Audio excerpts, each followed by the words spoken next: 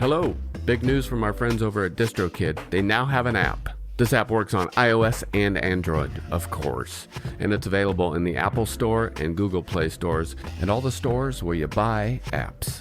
Go check it out. It's got a lot of cool features. You can upload new releases. You can get notified when you've earned royalties. Awesome. You can withdraw from the app via push notifications. A little dangerous for me, but rad. Anyways, go check it out. It's all at distrokid.com/app. And don't forget, you can still get 30% off your Distrokid account by going to distrokid.com/VIP/tour stories. Have a great one. We would like to celebrate our friends and supporters over at Izotope.com. Fine makers of audio software for repair, mixing, and mastering. You know their goods: RX10, Neutron 4, Ozone 11, Nectar 4. Chris and I love them, we use them, and we know you'll love them too. And right now they're having a New Year's sale on many of their software bundles. Go to isotope.com and check it all out. And use code RUIN10 when you check out to get your discount. Again, it's izotope.com. And enjoy.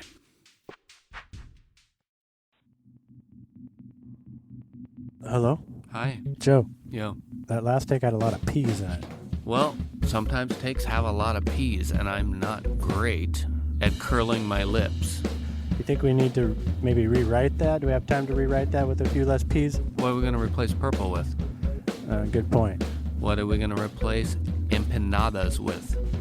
Pastry? Taquito? No. Different food.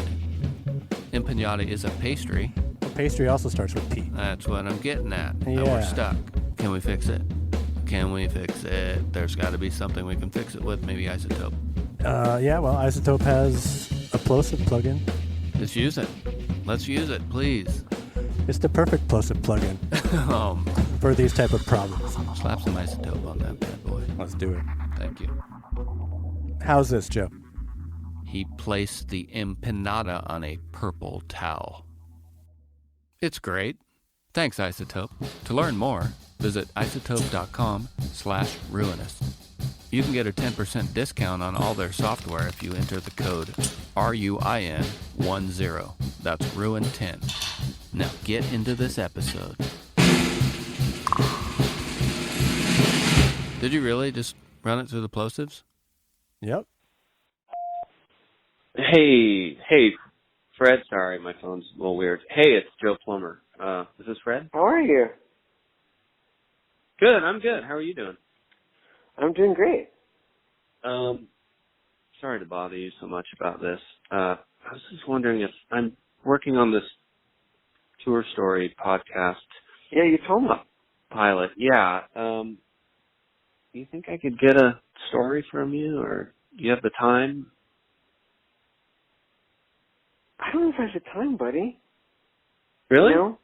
I mean, it's 2 minutes, 5 minutes. The problem is that it takes up so much time to tell a story, Yeah. you know, even if it's a short one, that if I do it, then that time is gone. Yeah. I'm sure you understand. So it's just hard for me to take that time, whatever it is. Say it's a minute, right? Yeah. Where we could be talking about something else, or you know, it's just the recollection of it and then the retelling of it. The other thing is, if I save these stories, and I've got some pretty good ones. Yeah. You know, maybe I feel like it's better for a foreign journalist, like in another continent or something like that. If they do a biography on the history of tours, you know, or a biography of touring musicians, I guess it would be a multiple. What would you call that? That would be a multi-biography. So let's say someone in you did say in a different countries, or Australia, or New Zealand.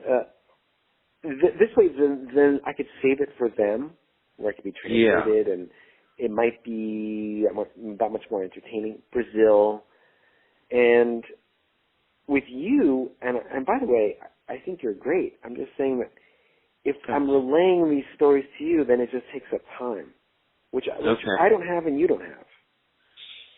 Well, I do. I'm home from tour, and my family's actually, I kind of planned this my family to be out of the house, and just thought I'd give you a shot. I know you didn't say you could for sure, but you know what I'm going to do? I'm going to give you a passive-aggressive, generic band story, just so that we're done, and you could just you get to fill in the blanks. All right, so you can fill in the blanks, buddy, and you can write in whatever you want. We loaded in, buddy. Okay, we all were. right. Blank happened at the sound check, and the sound guy was a blank type of character, and it was, here's my impression of him, and he had this kind of accent, and then I don't know, and then we went on stage, and then I couldn't believe blank. All right, buddy? Oh, so just fill in the blanks. So I'm good. All right, I'm getting the message. All right. Thanks, Joe. It's good to hear from you. Yeah.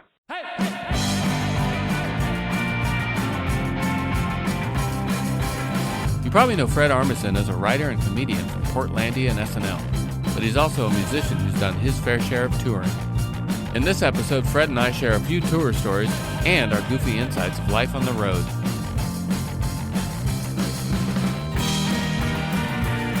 From Ruinous Media, this is Tour Stories.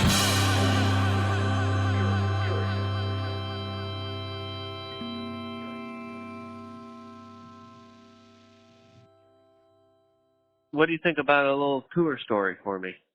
Sure. So I purposefully, tried not to think about it, and then when you texted this morning, I was like, okay, I should start thinking of something. So, yeah, I don't have, we toured, Transmouth toured a lot, and a lot of it, we don't have any crazy party stories, or we were pretty conservative in our, we just didn't bring a crew with us. It was just the four of us, and our little cargo van, and, we kept it pretty worky, where we were just going from city to city and trying to show up on time or stop at whatever, a record store, a coffee shop. And you know what it's like to be on tour. And there's a million things to say about the chaos of it and how hard it is to go get something to eat and, with a group. And then if I start getting into the nostalgia of the way things used to be, without cell phones, there's so much to say that I will for real start sounding like, someone from another time, which is fair. But, driving around that much was definitely scary at times, and because of the unknownness of it, because there's so little, what was ahead of you, just what you're met with at the other end can be pretty, I guess, funny, Yeah. So I'll try to think of. There's one concrete story that I have, but I know that's totally a real story, and that is that we played in Berlin, in what used to be East Berlin, in whatever. And this is Trenchmouth. Trenchmouth in 1995, and we played at what I now see. Only now do I realize what was happening, but back then I just couldn't quite tell. But it was a squat, And in Europe, the way they do squats is they just really do it. They really get into it. And so we showed up at this place, this building, and they're like, we took it over. And now I look back, I'm like, well, how did we get booked? Or why did we get booked? Why did they want a band to play? And there was no running electricity. Not I think. I know there was no running electricity. Right. I've been to that, not that squat, but, well, maybe I have, but a squat with no electricity. Maybe as I describe it, you'll say this might be the place. But yeah, we showed up, and I don't even know why people were at the show. I think maybe they all lived in the building or whatever. We load in, and it's kind of starting to get dark, and the hallways were lit with torches, kerosene. So everything smelled like kerosene. Really weird smell. It's just everything was with kerosene. We loaded up, and then they fed us, right? And I should be thankful for this, but we walk into this room and there's this big table full of food. I'm like, oh, I love Europe. Look at all this bread and cheese, and it's just Europe. But then now I look back and I'm like, I think that was found food. Oh, dumpster. I think it was dumpster diving because of the size of it and the randomness of it. I'm just like, that pile was just too big pile of food. And then we played, and we're playing, I guess they had generators for the electricity, right? We're playing, and the crowd sort of, the middle of the crowd opened up so that there was one man there with two chains with balls, metal balls at the end of the chains, and he started swinging them, and they were on fire. So he wasn't angry or anything. It was this mentality of like, we're all part of the show. We're all participants. Right. So he was swinging these chains with fireballs, and we could feel the flames, the heat from it, and it seemed very dangerous. Yeah. And then Damon, our singer, was like, he had to say to him, I think he called him the fire guy. Hey, fire guy, you mind not doing that while we're playing? I don't even know how he took it. The guy stopped, but it was the most I felt like a homeless person. Because that night we slept in whatever rooms I remember it was so dark. I was like, I think this is a room I'm sleeping in. So that's one tour story that I like, because it was just the insanity of it. So nowhere in the story is like, and then our fans showed up, and they were so happy to hear this one song.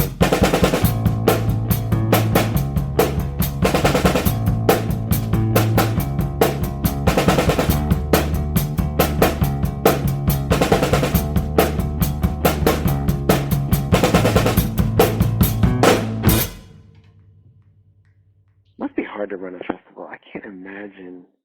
I know. I can't imagine making money from it compared to all the work you've got to put into it. I mean, the only reason they exist, I think, is because of passion and love, because someone really wants to do it. Otherwise, it must be a logistical, just a nightmare on top of a nightmare. Yeah. Kind of a just get them on stage kind of a thing. Yeah. Just get them on stage and make sure there's not a fire. Yeah.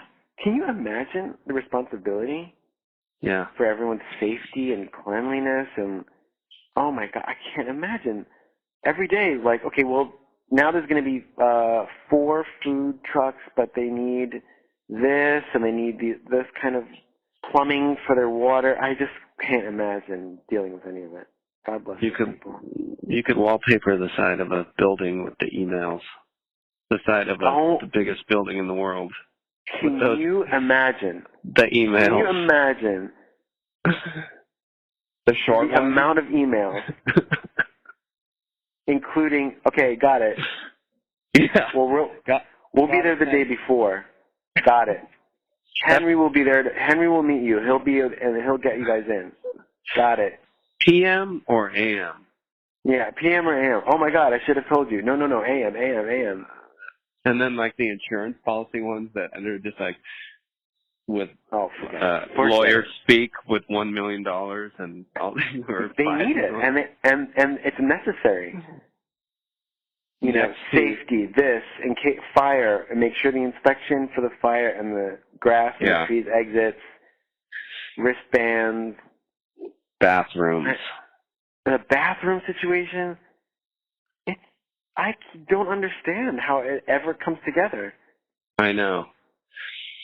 And when they're not disastrous and the backstage is actually like whatever, half of what you've asked is there and it's comfortable, it's amazing. Agreed. It is really nice. And then sometimes you're just in some little outdoor area and you're seeing a friend you haven't seen in a long time. And then for the moment, it's like, okay, this is kind of nice. Yeah. I got so-and-so. I haven't seen this person in a long time. People seem to be happy. I can hear music. Definitely not too loud. Yeah. There is something, it does, when it's peaceful and when it works out, it can be it's always good memories. Like, oh, I remember that. We saw whoever backstage, and it was great. And get to see some good bands and wander out and see whoever. Look at your swag bags. Little swag bag. Sunglasses, headphones.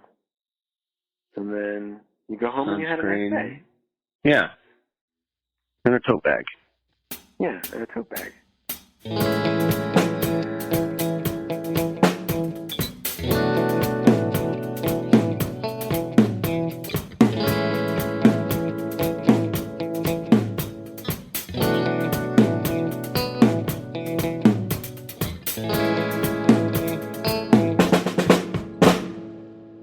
I remember going through borders was always a hassle. My assumption is because we were like a sort of mixed race band. So every time we went to Canada, they really went through our stuff. And went to Italy, they really went through our stuff. Yeah, was it the Vancouver border? Every Canadian border. Okay. Going both ways. Vancouver, sure, Winnipeg. They really... I remember we brought... we were such a little band. We had nothing. We were just a little teeny band. And we had our T-shirts, we brought our T-shirts over. They really hassled us. Just, hey, this is commercial goods. Even though they're correct. I'm like, oh my God, we're just a little band. I don't know. What do we have? 100 T-shirts? Right. Trench mouth? You have to, write down the, how much were we planning on making? Technically they're correct. I just felt so like, why us? And coming back too, another mountain of, not as much, but another, they'd question us as to where we're going. Can you stop in here, pull over? I love that we weren't into drugs. I loved when they couldn't find anything. I loved it. Yeah. I was like, great, knock yourselves out. I know, and I was never in a band that was into drugs either, and that was always, mostly, especially in Canada and the States, it did give at least me some confidence. Every once in a while I'd worry, like, did someone's weed or some other person's weed wind up in our band? I hope not. Yeah, you never know. And then my other paranoia was, even though we weren't carrying drugs across, like, the Swiss border and the Italian borders were always really hard. And my paranoia on those was like, they're going to plant something. They used to trick us at the Italian borders all the time and tell us there were drugs, but they didn't know Paul from Black Robe Recession, or they didn't assume we could speak Italian, but Paul grew up in Sicily, so he could understand what was going on. Oh, really? Yeah. Is that scarier? He never spoke up, and I don't remember, maybe he did a couple times, but generally speaking, he wouldn't say anything. Because they were like 19-year-old guys with machine guns. Right. And in the end, and they look like models, and we'd be up in I remember it was always in the Italian Alps going to, I think that goes into Switzerland, I think. Anyways, it was always like, these guys are so scary. And they would kind of fuck with us for sure. Oh, I'm so glad to hear this. But in the end, in the end, it would be like they'd just be laughing. Yeah. It was like really clear. And you wanted to be like, guys, can you just not do this right now? Can we just go? You wanted to say that, but you had to play their silly, like, it was like it was like theater for them, I'm assuming. I guess. It's what a weird target. Yeah. I remember really having to go to the bathroom. Same experience. And they were young. I do remember that. They were young. I wasn't like, look at these dumb old guys. They were so, like, chiseled that I was like, wow. They're... Damon, we came away from one airport in Italy, and Damon had, like, these creeper shoes, like sort of thick-soled shoes. Yeah. And he's like, you know what? They cut into my shoe. there was they Right. put a knife to it. He didn't see them do it. He just noticed it. He's like, look at this. Yeah. They cut into my suit.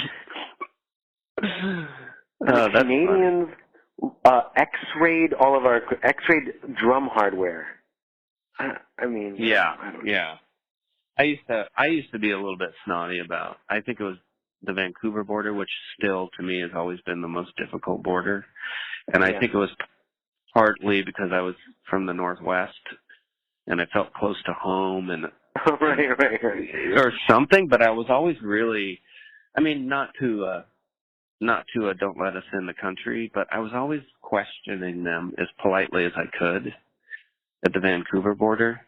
Yeah. Like, okay, do you want me to unpack my drums for you because you're taking all afternoon and we're going to miss our show? Or, can we talk about this? What, can I help you look for stuff? And one time our merchandise was, we left our merch in Bellingham and brought a box over and we're going to drive back and get it, which bands did. And we had one box of probably, CDs, and they wouldn't let us in without us paying almost more than they were worth. So I asked, is this going to Vancouver Canada, or away from Vancouver? Into Vancouver. Yeah, we had exactly the same problem. And I asked I said, all right, we're going to come back tonight after our show. Can I leave these CDs here? And the first answer was, sure, but someone might steal them. And I said, I'm willing to take that chance. Uh-huh. And that's, of course, being a little bit of a smart ass, but I was trying to be practical as well. Yeah. And then I called their bluff, and the guy goes, no, you can't leave them here. And I was like, why? And then I said, I'm going to throw them away. And in the end, the guy goes, you can just take them. 30 minutes another later. Game. I had a lot of snobbishness, too. I think I was very resentful. Only because, and this just comes from being a musician, where I'm like, I'm a musician. I'm not the enemy. Right. I mean, that's just snobbishness. I'm just being snobby. And in coming back into the States, I was even more resentful because I was like, I'm from here. I don't want to be stopped for 1 second. I'm from here. Right. I'm an American. What? You're hassling me? Right. And we're talking about it now like we were snobby or cocky or something, but I think it's just because we were like, we are just working. We don't have drugs. And, like, fuck you. Let us do our job. Yeah. Thank you for making our borders safe. Let us. Right. Let us spread the word of rock and roll around. Yeah. And it also, because it also makes them seem so uncool. I'm like, yeah. Aren't you into bands? What? I know. It's a weird job. We were coming over from on the eastern side of Canada I don't remember where, but from eastern Canada and back to New York. And this guy poked his head out and pointed at each of us in the van and asked where we were born, right? Mm-hmm. One by one. Yeah. And he seemed kind of angry. And something about it really made us laugh in the moment. It just seemed so weird. We were a little stumped, Where you born? Right. Where you born? Where you born? And we just felt like grown-ups. We're like, we're grown-ups. What are you asking us where we're born? And we started laughing, which we don't usually do like that. And they pulled us over. They said, pull your van over. I think it's because we were laughing. We couldn't. Oh, that's really rich. That's like saying, can you spell your name or something? Right. It just took us off. Yeah, it put us off guard. Also, someone pointing at each of us is weird. It's just a weird, right. Yeah. It's very much like first grade or kindergarten or something. It's like, okay, Fred, can you spell Fred? Yeah. He even had a little hat, a little whatever, border crossing hat guy. It just seemed like a sketch.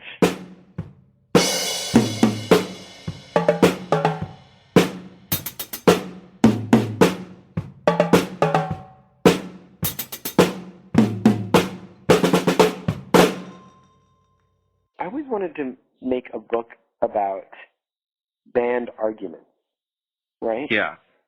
Because there's books about fights and legal battles and stuff. But I feel like I don't hear enough about the stupid little arguments that blow up for nothing. Right. And I'll just give you an example of mine, okay? This is great. Because I wish I could hear this about bigger bands, you know, like, I don't know, Genesis or the Police or whoever went through this. But, like, we were in Michigan, and there's the four of us. We had to sleep at someone's house. I tried to take care of the van as much as I could. Oil changes, getting it washed, getting tune-ups. I liked doing it, right? So when it looked like we needed an oil change or a tune-up, the band would be staying somewhere. I would take the day, whatever, hey, I'm going to go get this done. The only way into town was with the van. So Wayne wanted to go have breakfast, but I left early to go get the van worked on. Right. So he really got mad at me. So, like, it's one of the bigger arguments I think it's one of the most shouty arguments we had, confrontational, where when he finally saw me, he's like, I wanted to go into town and have breakfast. You can't go doing these errands. And he might be right. But I was like, a lot of times food has a lot to do with, now that I'm remembering, food has a lot to do with those arguments. Hangriness. Absolutely. Absolutely. I understand. Yeah. My argument was like, hey, this is the only time I had. You should be thanking me that I'm the guy who goes out, which is me being like a martyr, you know. But yeah. I was like, I'm going to go do this. So if he wasn't wrong, and I should have just said, hey, you know, I should have announced it more and made a big, or I could have given him a ride. But anyway, that was our big argument. It was like, I look what I do, and you know, that's the crux, I think, of a lot of arguments is right. This is what I do. Yeah, but I need this. So it's not the most exciting story, but I feel like that is really being in a band, is that. Yes, that's small. That's most of being in a band is, why didn't you tell me? Yes. That reminds me of a mad at my guitarist and he being mad at me for probably 2 days, where we actually, the reveal of our anger was that we had to apologize to each other. But get this, we had a day off, we had a fan who ended up being a friend of the band, invite us over. It was the once in every 10 houses nice house, and we went to the supermarket on the day off to make a feast. And Mark, the guitarist, was kind of the cook of the band, and he really wanted oh man, he really wanted yellow bell peppers. Oh boy. This pasta primavera thing he was making, and I had already purchased 2 green bell peppers. Oh my God. And when I found out, I was like, Mark, I got green. I was actually back in the store with my bag, and I was like, don't get yellows, get green. He goes, we're not using green bell peppers. And I believe with the bell pepper stand between us, he threw a yellow one at me and went and checked out. Now, when I say wow or oh my God, I really mean oh my God. Like, that is absolutely the classic, on so many levels, that is the classic band argument. Because it's also him being like, this is my specialty.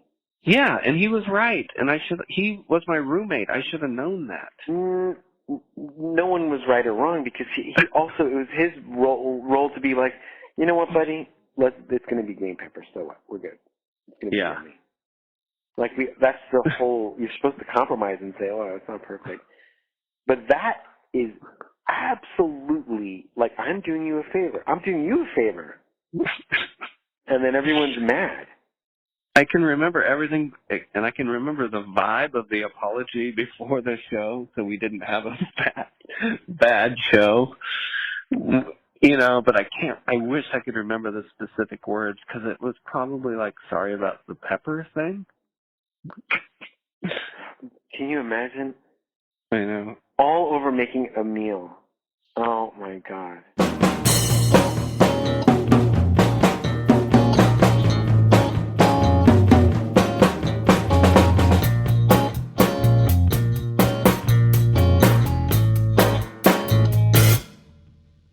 Have you ever flaked on a show because the show was flaking on you?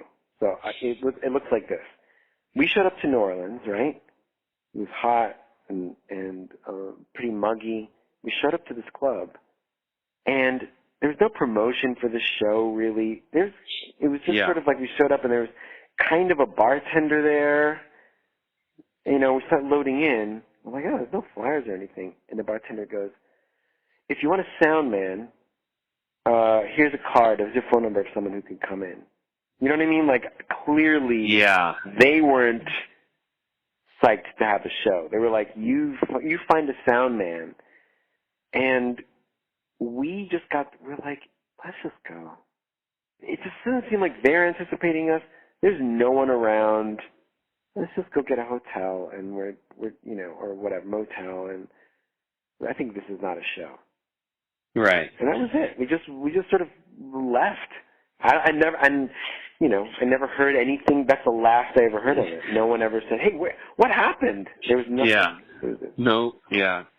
You know, I know, and I just can't remember it. It's just very deep in my memory of actually just packing up and going, all right, well, let's use our personal savings and get a hotel and watch some TV. You know, seriously, and take you've showers. Experienced this?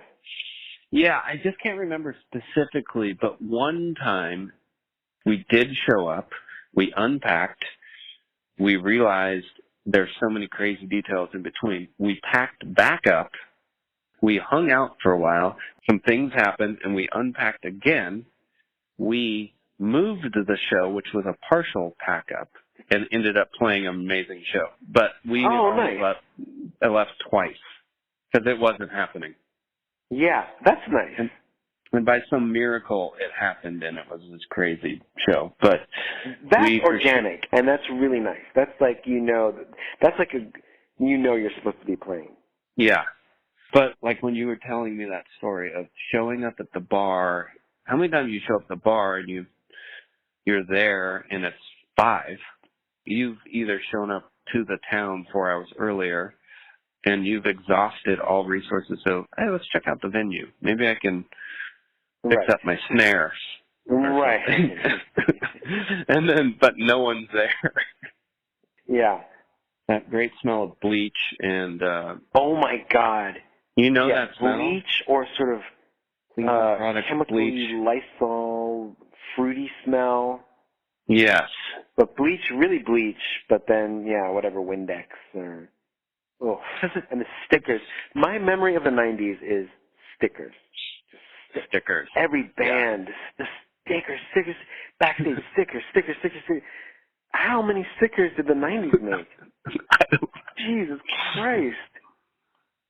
Everywhere. The back of the door. Sticker. The front of the door. The back of the front of the door. Why? I'm going, the whatever band. Guitar cases. I remember at some point getting sick. It's like, no, I don't want a million stickers on but I do want some specific stickers to maybe make my drum cases look cool. And maybe I am in on that band called Fiddlehead from Austin that no one's heard of yet, or something like that. Yeah. You know, trying to curate my drum case. Oh, my Lord. All the designs. God. Oh, I know. Just the graphic design of the 90s. They used it all. Didn't they use all the graphic design in the 90s? Yeah, they finished it out. Yeah. Fuel. Whatever the band. I know. Yeah. Well, Fuel is got to be number 1, right? Fuel. Yeah.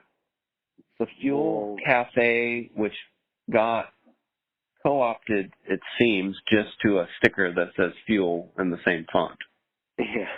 And then there's the band Fuel. And then the ones with the 90s, just 90. Oh, Do you remember those? They were common. Yeah. it's a lot of typeface, like typewriter face. Yeah. A million. Fuel is That's another whole, like, there's the building wall of email exchanges for a festival, and then there should be another building wall of band stickers. Yes. Oh, you could build a building out of those stickers. You could be thick. It could be thick with stickers with the strength of steel. You know what it is, though? You build that building, and it's not big. It's house size. And, of course, it's not going to withstand let's say it's super strong, but it's not going to be tested. But it is the silent disco at the festival. Oh. We've got a whole thing, like a complete picture going. Hey, Fred, what time should we meet at the 90s silent disco? Well, I'll be there at 4:30. Okay, well, I'll see you there then. We'll look at the stickers. Should we look at the stickers first, or... Oh, the inside is stickers, too, though. Oh yeah. Boy. There's layers and layers of stickers. It's almost like the Vietnam War Memorial, where some people will go to try to find their sticker, like, oh, there it is! Oh. Amphetamine reptile. I can't believe that. Wait, do you think that's actually from our van? I think it is. I think it's from our van. Look at that. Okay, well, I'll let you go. All right. I hope you've got something there. Oh, yeah. We've got a lot of stuff. It's going to be great. I really appreciate it. It's going to be fun. It's been fun talking about this stuff. I'll do this anytime you're free. Yeah. Thanks for including me.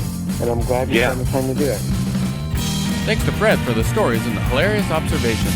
To hear more stories, check out ruinousmedia.com.